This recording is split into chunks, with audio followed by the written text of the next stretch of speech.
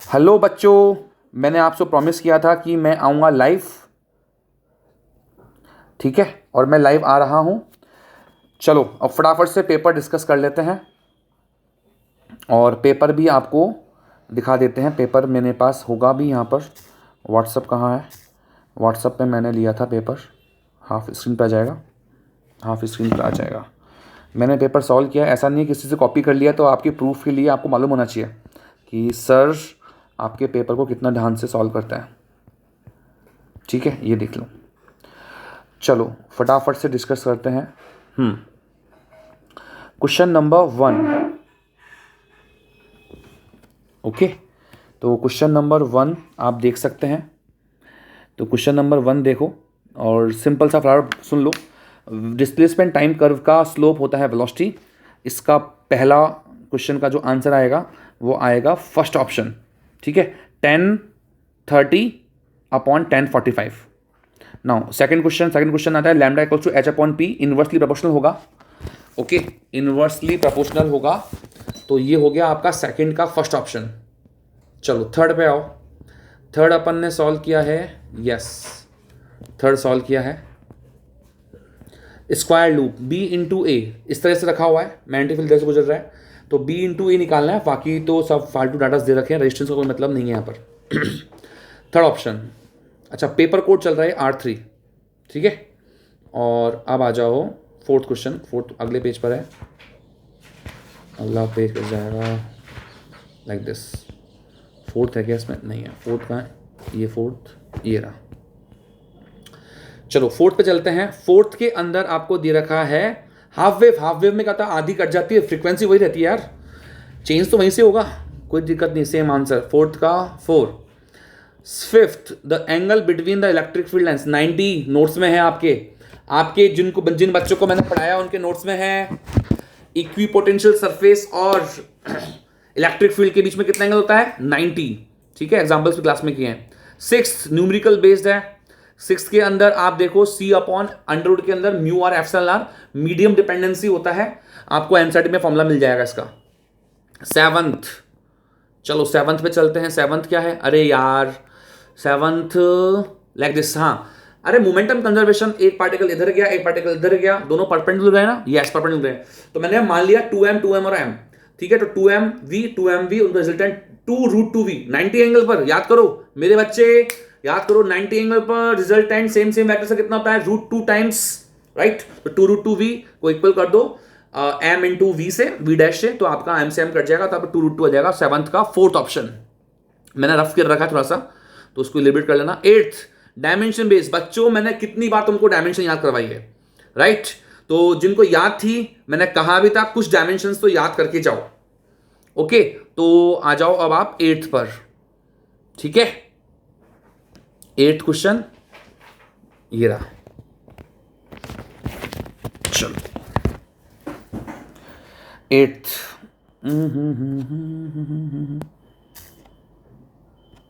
लो popup screen पे चलते हैं।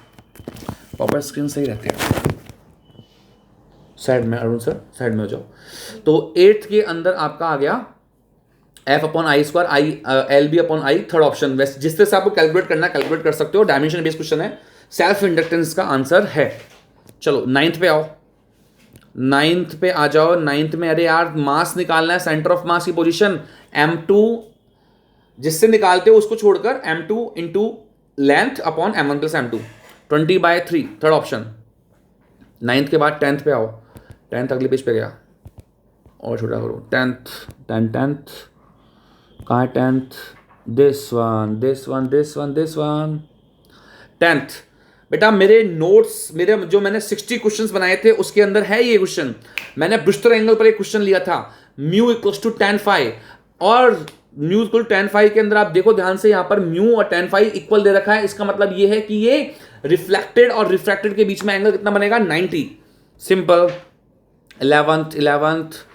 11th में बहुत सारे बच्चों को मैंने बताया है, जिनको मैंने बेसिक मैथ्स पढ़ाई है, कि जैसे ही कोई फ्लूइड के अंदर पार्टिकल गिरता है तो वहां आपको लगता है विस्कस फोर्स से उसकी वेलोसिटी धीरे धीरे डिक्रीज होती है, एकदम लगातार बढ़ती देती नहीं है। तो वेलोसिटी बढ़ती है बट एक लिमिट के बाद कांस्टेंट हो जाती है टर्मिनल वेलोसिटी। 11th का थर्ड बी वाला कर्व। 12th, अरे यार नोट्स में है, एनसीईआरटी के अंदर ग्राफ बने हुए हैं। कंडक्टर्स के लिए इंक्रीज होता है और सेमी कंडक्टर के लिए डिक्रीज होता है। मैंने जिन बच्चों को पढ़ाया उनको एक्सप्लेन तक किया, मैंने कहा था स्पेशल वीवीएसपी में आप इसको नोट कर लो। क्यों भाई, कौन सा बेस्ट था, कौन सा बेस्ट था? फेज ई। हाँ भाई, जो फेज ई वाले बच्चे हैं, नोट्स देखो मेरे नोट्स एसपी वीवीएसपी, मैं उनसे नोट्स मंगवाकर आपको स्क्रीनशॉट भी शेयर करूंगा कि एसपी वीवीएसपी, मेरा एसपी मतलब होता है स्पेशल पॉइंट और वीवीएस मतलब वेरी वेरी स्पेशल पॉइंट। चलो आगे चलते हैं, आगे चलते हैं। ये क्या आ गया? 12th हो गया। 13th, राइट, 13th देखो आप, 13th का सॉल्यूशन देखो। इसको मैं साइड बाय साइड सॉल्व करता हूँ। व्हाट्सअप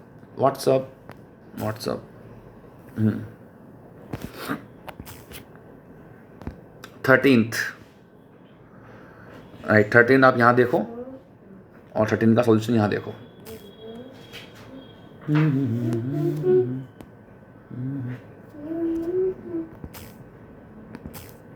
कहाँ चले गए हम? डबल स्क्रीन पे चलना है हमको। 13th, Arun sir popup screen पर आ जाओ। बच्चों से इंटरेक्ट तो करना ही है। Like this. हाँ भाई 13 क्वेश्चन देखो।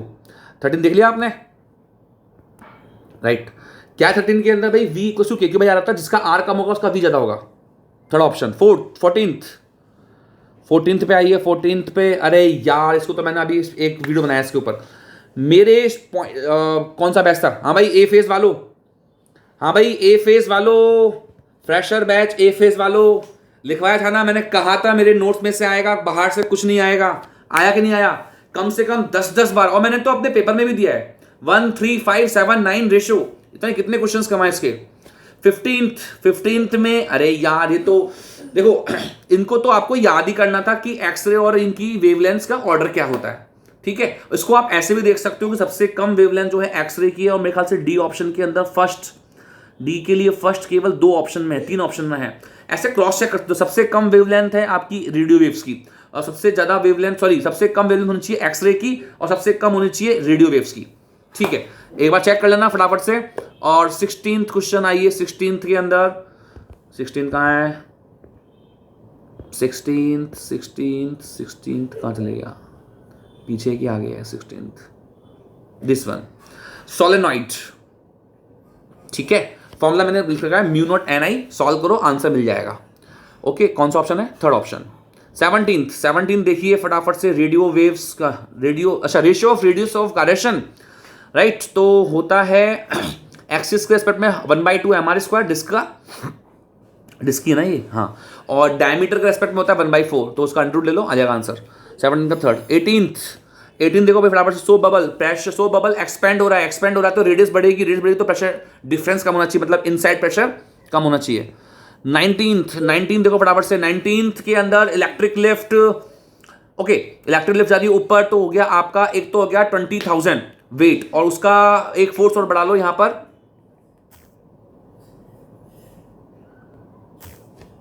पॉपअप स्क्रीन पे आओ, पॉपअप स्क्रीन पर। कैमरा स्क्रीन स्लो चल रहा है, वेब कैमरा खराब हो गया। चलो 19 के ना 20,000 प्लस 3,000, 23,000 का into pressure, sorry power equals to होता है फोर्स इंटू वेलोसिटी, तो फोर्स इंटू वेलोसिटी करते आंसर आ गया फोर्थ ऑप्शन। 20 आप देखो एनर्जी प्रोपोर्शनल होती है 1/n², तो फर्स्ट एक्साइटेड स्टेट हुई आपकी सेकंड, और सेकंड एक्साइटेड हुई आपकी थर्ड, उनका रेशियो आंसर आएगा फर्स्ट ऑप्शन। 21 कहाँ गया भैया? 21 कैसे पेज आगे पीछे हो रहे हैं? तो भाई हमने पहले आपसे कहा था पेपर इजी आता है, और इजी ये रहा, इतना आगे पीछे हो गया क्या? चलो बच्चों ने भेजा, कोई बात नहीं। 21 एडियाबैटिक आइसोथर्मल, क्या बात है। आइसोथर्मल की भी ग्राफ ऐसे ही आता है, और एडियाबैटिक का ग्राफ भी ऐसे ही आता है। आपकी तरफ से बता रहा हूं, दोनों तरफ से ऐसे ग्राफ आता है। तो एडियाबैटिक होता है गामा टाइम्स ऑफ, राइट, तो आइसोथर्मल से गामा टाइम्स ज्यादा होता है, तो ये डिक्रीजिंग ग्राफ आएगा। कौन सा ऑप्शन आएगा? सेकंड नंबर का curve, that mean third option. 22 bio Savart law soon low, statement चलो ठीक है, पहला स्टेटमेंट तो आपका बिल्कुल सही है, आइडियल का काम करता है, बट इक्विवेलेंट नहीं है। इक्विवेलेंट क्यों नहीं है? आपके कूलाम्स लॉ से इक्विवेलेंट क्यों नहीं है? कूलाम्स लॉ से इक्विवेलेंट नहीं है क्योंकि वहां आइडियल जो होता है ना, आइडियल के कारण जो मैग्नेटिक फील्ड आता है वो आता है प्लेन के परपेंडिकुलर, आर और आइडियल के प्लेन के परपेंडिकुलर आता है, ठीक है। तो बट कूलाम्स लॉ के अंदर जो हमारा फॉर्मूला है के क्यू बाई आर स्क्वायर, वहां पर जो क्यू वो भी स्केलर ही है, इस क्यू के कारण जो इलेक्ट्रिक फील्ड बन के आता है वो आता है उसी लाइन ऑफ पोजीशन वेक्टर में जहां आपका इंटरेस्टेड पॉइंट होता है। तो इलेक्ट्रिक फील्ड तो उसी प्लेन में आता है, but magnetic field out of the plane जाता है। That's why fourth option statement 1 is correct, second is not correct. मतलब Biot Savart law, Coulomb's law एक दूसरे के एनालॉगी नहीं है। चलो आगे बढ़ते हैं। 22 के बाद 23 देखो आप, मैं भी देख लो, मैंने भी पेपर सॉल्व किया यार, पेपर सॉल्व किया, पेपर सॉल्व में देख लो आप कितनी कितनी लाइन भरी है। तो पेपर तो बहुत इजी था, कट ऑफ तो मुझे लग रहा है बहुत ऊपर जाने वाली है, बट मुझे बायो का आइडिया नहीं है अभी फिलहाल, क्योंकि मैंने अभी किसी टीचर से बात नहीं की है बायो के। 23 the energy will be ideally radiated 100 kilowatt. Okay, अरे यार प्रेशर पावर इनटू टाइम, फर्जी क्वेश्चन कर लेना, सेकंड ऑप्शन है इसका। 24 के अंदर सबको मालूम है कि लिमिटेड डिस्टेंस के अंदर आपको कितनी फ्रिंजेस बनानी है। चलो मैं सामने आता हूं, बार में कैमरा स्क्रीन बंद हो रही है मेरी। लिमिटेड टाइम के अंदर कितना बनाना है, तो 8 बन रहा है पहले, फिर बाद में बन रहा है n। बीटा के लिए lambda D upon D, lambda एक बार दे रखा है, लैम्डा दूसरा दे रखा है, सॉल्व करो, n लैम्डा के बराबर करना है, ठीक है, ये काम करना है। तो ये हो गया आपका आंसर आ गया। इसमें कौन सा ऑप्शन आ रहा है? First option. 25th में क्या है? अरे यार फर्जी क्वेश्चन, क्या करूं इसको मैं, बताओ 25th में क्या करूं? Force upon mass, right, force upon mass, फर्जी। तो फोर्स अपॉन मास कर लिया, और कौन सा ऑप्शन आ रहा है? 50 न्यूटन पर केजी।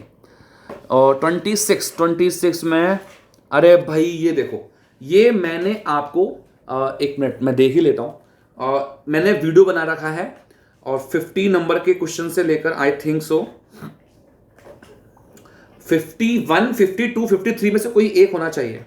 लेट मी चेक मेरे फोल्डर कहाँ है, मैं आपको बता देता हूं, मेरा वीडियो जाकर देखना आप, right, folders, locked folders, NEET वाला फोल्डर में क्वेश्चन नंबर, मैं आपको बताता हूं कौन सा क्वेश्चन, ये रहा 57, क्वेश्चन नंबर 57 का वीडियो जाकर देखो सेम क्वेश्चन डिटो। अब तुम बोलते हो ना कि सर को कैसे नहीं मालूम पड़ा, सर को मालूम रहता है बच्चे लोग, आप लोग बात नहीं मानते हो, ठीक है। तो जो मैंने 60 क्वेश्चंस दिए थे उसमें से 57 नंबर का क्वेश्चन, मेरा प्रीवियस वीडियो जाकर देख लो, 57 नंबर का क्वेश्चन बिल्कुल डिटो क्वेश्चन नंबर 26, और कोड चल रहा है अपना R3, ठीक है, बिल्कुल सेम क्वेश्चन आया है। चलो 27 पे चलते हैं। 27 पे फ्लाई व्हील दे रखा है ना, तो भाई ये लो, वेलोसिटीज का डिफरेंस लो, उसमें टाइम का डिवाइड को, एंगुलर एक्सेलरेशन आ जाएगा, which is I think third option, ठीक है। चलो आगे बढ़ते हैं। 27 में 28 बाई कॉन्वेंस लेते हो, फॉर्मुला बेस्ड क्वेश्चन है, R/2 म्यू -1, ये फॉर्मुला होता है फोकस का, इसमें वैल्यूज रखो फटाफट से, म्यू की वैल्यू R आ जाएगा, F आ जाएगा, R के इक्वल जो आ गया 1/5, मीटर में कन्वर्ट कर लेना तो जाएगा 5D पावर। चलो 29 के अंदर, यस 29 में मैंने सॉल्व किया, फोटो इलेक्ट्रिक इफेक्ट कहाँ है गया, ये करके लाया हूं मैं, करके दिया है मैंने बच्चों को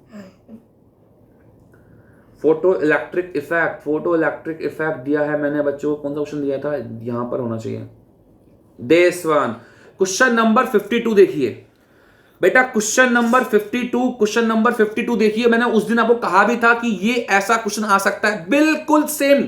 मैंने जो कुछ डाटा लिए हैं वो लिए हैं 1.2 इलेक्ट्रॉन वोल्ट, बोला मैंने 50% इंक्रीज हो जाती है, राइट, 50% इंक्रीज हो जाती है लाइट की फ्रीक्वेंसी, और उसमें मैंने आपको वर्क फंक्शन दे रखा है, और शायद वर्क फंक्शन ही पूछा है।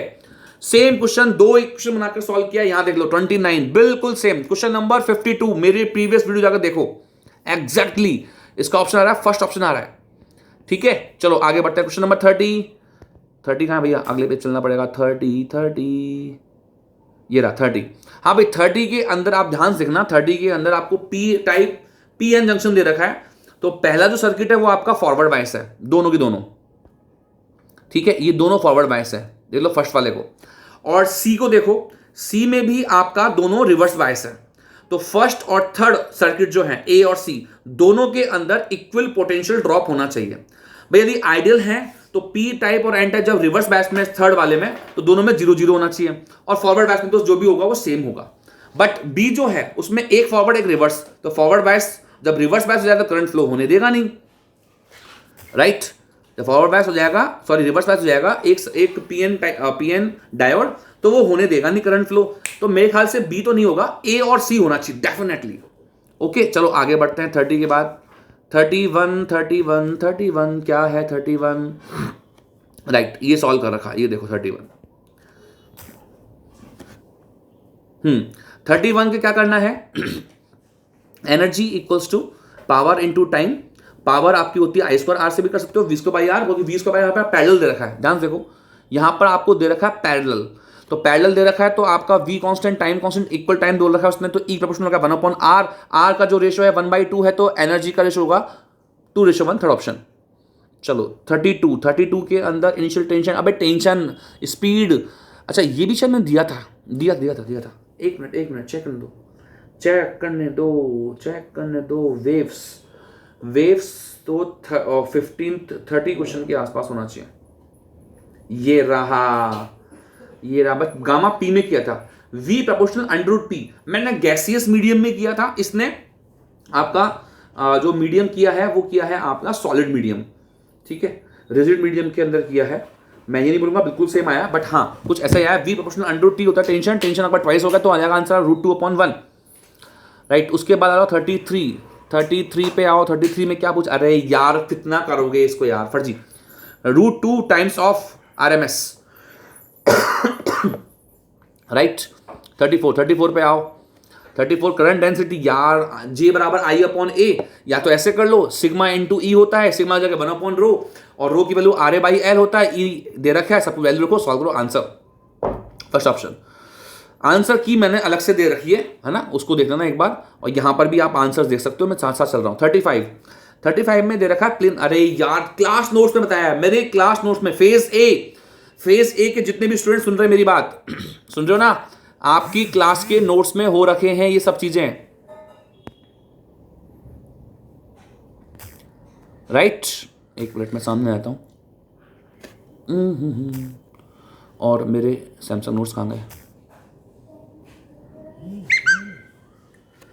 सैमसंग नोट पेपर सॉल्यूशन,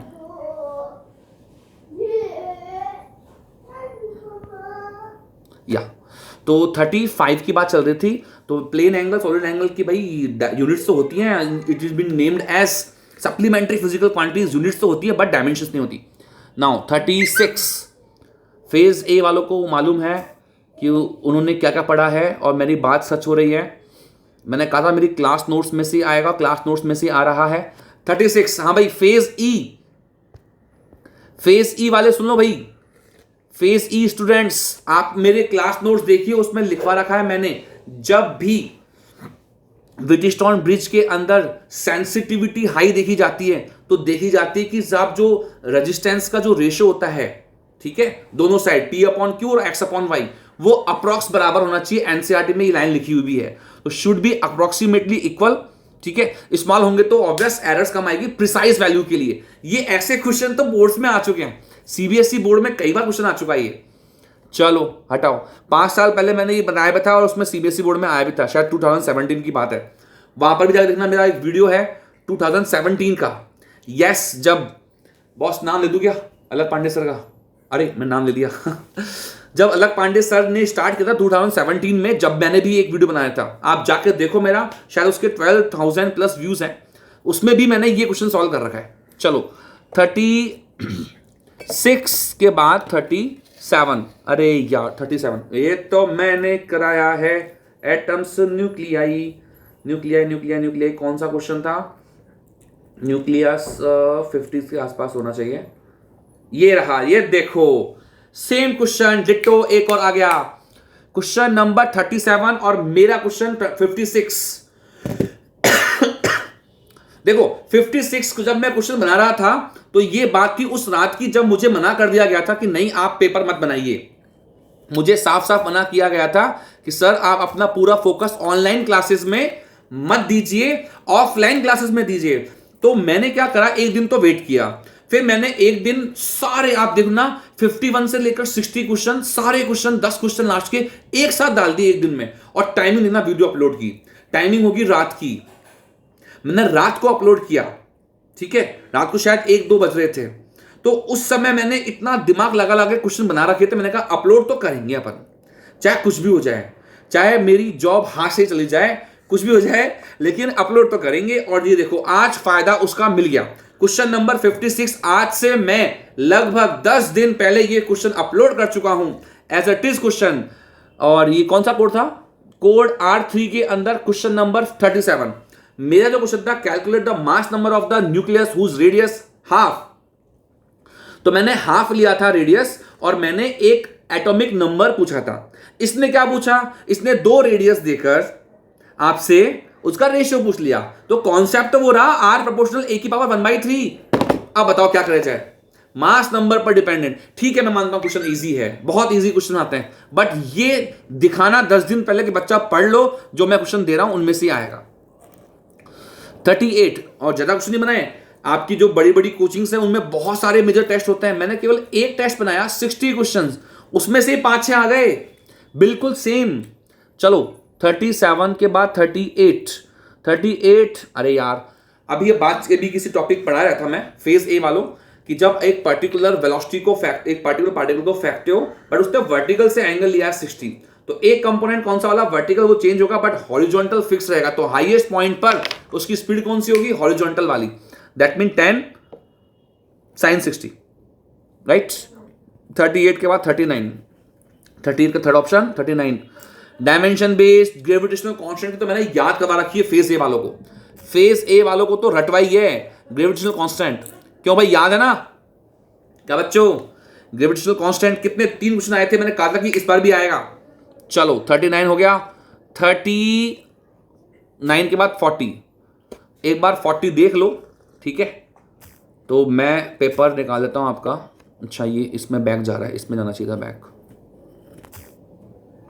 और ये सैमसंग नोट्स ये यहाँ आ गए, यहाँ पेपर सॉल्यूशन 40 चल रहा है, इसको क्लिक करके बैक चलो। 40 कहाँ है, 40 आई थिंक 40 पीछे होना चाहिए। 40 ये रहा। तो 40 में सुन लो, पहले अपन क्या करना है, पहले अपन को निकालना है V1 दे रखा है, V1 से आपको μ1 निकालना है, फिर V2 से μ2 निकालना है, फिर उसको साइन IC निकालना है, ठीक है। टाइमिंग आप देख सकते हो, थोड़ा सा मैं पहले वीडियो लेक्चर रिकॉर्ड कर रहा हूँ फिर अपलोड करूँगा, ठीक है। और ये हो गया 40 का आंसर आ गया। साइन इनवर्स μ2 पर μ1 होता है, ये तो सबको मालूम है, क्रिटिकल एंगल कैसे निकालते हैं, ठीक है। साइन IC आ गया आपका, साइन इनवर्स 0.75, राइट। और मैं चेक कर रहा हूँ कि गलत तो नहीं कर दिया, नहीं सही किया है। 40 का थर्ड डेफिनेटली।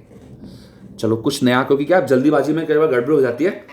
ओके 41। अरे यार नोट्स में है फेज ई वाले याद करो, नोट्स में मैंने दे रखा है। मैं कल सारे फोटोज खींचकर मैं अपलोड करूंगा, देखो मैं क्लास में हो रखा है। वैसे तो एनसीईआरटी का सॉल्व एग्जांपल है, लेफ्ट हैंड साइड पेज पर है इंग्लिश मीडियम के अंदर, but soon low, initial half CV square निकाल कर उसको हाफ करना है, और कहा था हाफ एनर्जी लॉस हो जाती है, हाफ एनर्जी सेव रहती है, 1/4 CV स्क्वायर।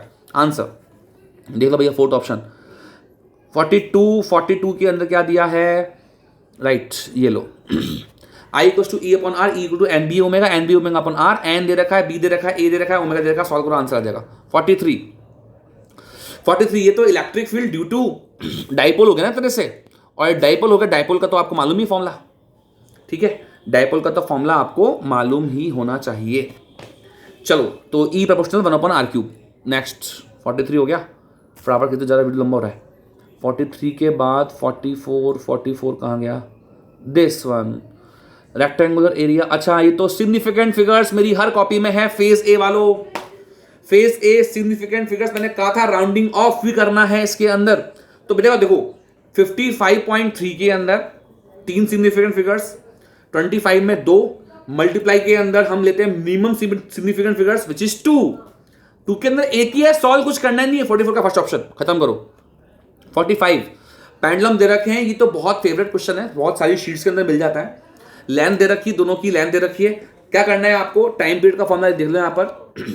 एक फ्रीक्वेंसी देखो ध्यान से भाई, एक की फ्रीक्वेंसी दूसरी की फ्रीक्वेंसी से थोड़ी सी ज्यादा है। कितनी ज्यादा है? 1 ज्यादा है। दोनों का रेशियो देख लो। लेंथ के अंडर में प्रोपोर्शनल होता है। टाइम पीरियड फ्रीक्वेंसी इन्वर्सली हो गया, तो एक में आएगा 11, एक में आएगा 10। मतलब जो छोटा वाला है वो बड़े वाले से थोड़ा सा एक ज्यादा चलेगा। ठीक है, तो मैंने उसकी फ्रीक्वेंसी मान ली n+1, छोटे वाले की, बड़े वाले की मान ली n। यहां से n आ गया 10, तो आ गई फ्रीक्वेंसी n = 11। यहां पे 10 नहीं दे रखा है, पर छोटे वाले की फ्रीक्वेंसी या मिनिमम नंबर ऑफ वाइब्रेशन पूछे गए हैं, जो कि आएगा आंसर 11। ठीक है, अब आ जाओ 45 के बाद 46, assertion and reason, stretching of spring. देखो स्प्रिंग खींचने पर शियर मॉडुलस लगता है, बिल्कुल सही है स्टेटमेंट नंबर 1, बट रीजन जो है वो गलत है, क्योंकि रीजन के अंदर जो कॉपर है, ठीक है, कॉपर मोर टेंसाइल स्ट्रेंथ नहीं रखता है, स्टील रखता है। ठीक है, तो ये ऑप्शन नंबर आ जाएगा 46 का फोर्थ। 47 के अंदर अगेन एम्पेयर्स लॉ, ये पहले आ चुका है। जो बोलते हैं ना कि रिपीट में, तो क्वेश्चन रिपीट हो रहे हैं। पहले ग्राफ स्ट्रेट लाइन, फिर डिक्रीजिंग 1/r, फोर्थ ऑप्शन। तो ग्राफ बेस्ड क्वेश्चन है, क्या बताऊं उसमें। तुम तो ढूंढ लोगे, एनसीईआरटी के अंदर सॉल्व एग्जांपल है, पहले भी आ चुका है। 48, इसलिए बोलते हैं प्रीवियस ईयर क्वेश्चन करो। 14 में PV = nRT। P आपको एटमॉस्फेयर प्रेशर, वॉल्यूम आपको निकालना है, और नंबर ऑफ मोल्स के लिए मास और मॉलिक्यूलर मास आपको मालूम है। R आपको दे रखा 25/3 या 8.1, और टेम्परेचर STP पर 273। कैलकुलेट करो इसको, आंसर बच्चा मिल जाएगा। आप देख सकते हो मैंने कुछ कैलकुलेशन करी भी है, और वैसे भी ध्यान से देखो भाई लोग, ऑप्शंस देखिए, 10⁻⁶, 10⁻3, -3, अरे कितने बड़े बड़े डिफरेंसेस हैं, और नंबर्स केवल एक ऑर्डर में चाहिए अपन को आंसर। 49 के अंदर आप देख लो, जो ओमेगा, ये मैंने, अच्छा ये बताया है मैंने, ये रुको मैं बताता हूं कौन सा क्वेश्चन है मेरा। ये हमने बताया है 30 के आसपास होना चाहिए। ये मैंने कर रखा है क्लासेस के अंदर ये रहा क्वेश्चन नंबर 25 डिट्टो। मैंने बताया है कि भाई जो साइन या कॉस के अंदर जो फैक्टर्स होते हैं, ओमेगा होता है वो, ठीक है, ओमेगा 2 पाई होता है, ओमेगा होता है 2 पाई न्यू। मैंने गलत लिख रखा है यहाँ पर, इसको करेक्ट कर लेते हैं, है ना। ये होता है 2 पाई ओमेगा, 2 पाई एफ या 2 पाई न्यू। यहाँ से एफ निकाल लो, ठीक है, जल्दीबाजी में यही होता है बस। यहाँ से एफ आ गया, तो यहाँ से एफ आ गया आपका 50/5, और रेजोनेंट फ्रीक्वेंसी 1/2 पाई राउंड LC। सॉल्व करो, आंसर जाएगा थर्ड ऑप्शन। और 50 पर 50 को आप बूलियन एक्सप्रेशन से भी कर सकते हैं, ठीक है। और मैंने कहा था लास्ट लेक्चर में कि नोट, कई लोग पूछे थे क्या पढ़ के जाएं, एक क्वेश्चन जो आ जाए, मैंने कहा गेट्स तो आएंगे, गेट्स तो फिक्स है, आना है। ठीक है, तो 50th क्वेश्चन आप देख लो, बूलियन एक्सप्रेशन से भी कर सकते हो, फोर्थ। और मैंने आपको यहां एक और तरीका बताया है जो शुरू में किया, 50th टेबल बना के बढ़ सकते हो। देखो मैंने टेबल बना कर रखा है, तो इसका आंसर आ रहा है, आई थिंक फोर्थ ऑप्शन आ रहा है। ठीक है बच्चों, तो ये मैं हूं, और मैंने आपको कहा था प्रॉमिस 30 क्वेश्चंस के आसपास आपको कॉन्सेप्ट मिल जाएंगे। मैं अभी कैलकुलेशन करने जा रहा हूं, मुझे लगता है कि 40 के आसपास क्वेश्चंस जो मैंने कॉन्सेप्ट्स दिए हैं उसी में से आया है। कुछ क्वेश्चंस सेक्शन बी में अच्छे हो सकते हैं, जैसे PV = nRT, थोड़ा कैलकुलेटिव, बट वो नहीं थे कैलकुलेटिव अप्रोच थे, क्योंकि पावर में डिफरेंस काफी था, बहुत लेंथी कैलकुलेशन किसी में नहीं थी। चलो, अब आप इस पेपर को, सॉल्यूशन को, मैं चाहूंगा यदि आपको थोड़ा सा बेनिफिट्स लगाए तो अपने फ्रेंड्स के साथ जरूर शेयर करें। Thank you so much. This is Arun Khandelwal, ex faculty Allen career institute Kota and ex faculty Aakash career institute Kota. ठीक है, एक्सपीरियंस है मेरा 13 ईयर्स का, और मैं चाहूंगा कि आप मेरे से जुड़े रहें और अच्छे अच्छे पेपर्स और एनालिसिस के लिए। Thank you.